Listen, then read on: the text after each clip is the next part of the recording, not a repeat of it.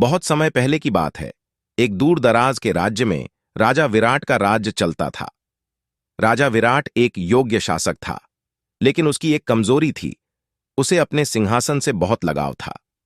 उसका मानना था कि सिंहासन ही उसका असली साम्राज्य और शक्ति है। राजमहल के एक अंधेरे कोने में एक पुरानी किताब रखी हुई थी, जिसमें सिंहासन से जुड़ा एक रहस्यमय शाप था। कहा जाता था कि जो भी उस सिंहासन पर कब्जा करेगा, उसे एक भयंकर शाप मिलेगा। यह शाप उसे सच्चाई और झूठ के बीच उलझा देगा और अंततः वह राजा अपने ही पापों से मर जाएगा। लेकिन राजा विराट को इस शाप पर विश्वास नहीं था।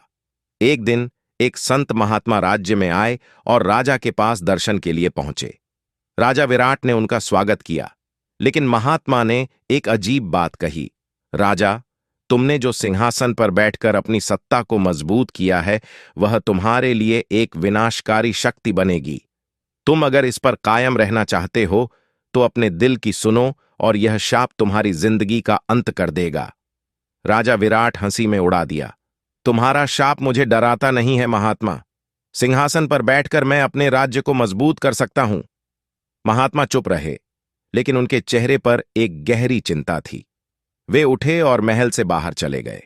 कुछ दिनों बाद राजा विराट ने एक विशेष आयोजन रखा, जहां पूरे राज्य के प्रमुख लोग और दरबारी आए थे।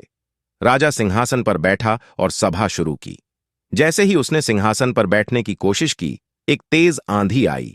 महल की दीवारें कांपने लगीं और एक गहरी आवाज गूंज उठी। यह तुम पर शाप है, राजा विराट! सभी लोग डर के मारे कांपने लगे, लेकिन राजा विराट ने ध्यान नहीं दिया और सभा को जारी रखा। कुछ समय बाद अजीब घटनाएं घटने लगीं। पहले तो राजा का सिंहासन धीरे धीरे तड़कने लगा, फिर उसके आसपास के लोग एक एक करके गायब होने लगे। हर दिन कुछ नया अजीब होता और राजा के भीतर एक असहजता बढ़ने लगी।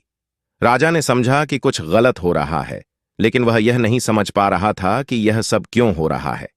एक दिन उसने देखा कि सिंहासन के पास एक पुराना आईने में उसका प्रतिबिंब दिखा, लेकिन वह प्रतिबिंब ऐसा था जिसमें राजा का चेहरा नहीं था। वह एक अजनबी था।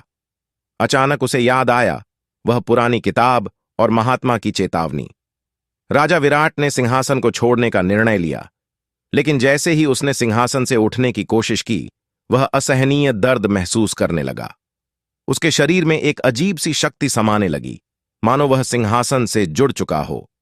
उसका दिल जोर जोर से धड़कने लगा और उसकी आंखों के सामने अंधेरा छा गया। अचानक एक तेज प्रकाश हुआ और राजा को अपने जीवन के सभी पापों का सामना करना पड़ा। उसने देखा कि जिन लोगों को उसने धोखा दिया, उनके चेहरे उसके सामने थे।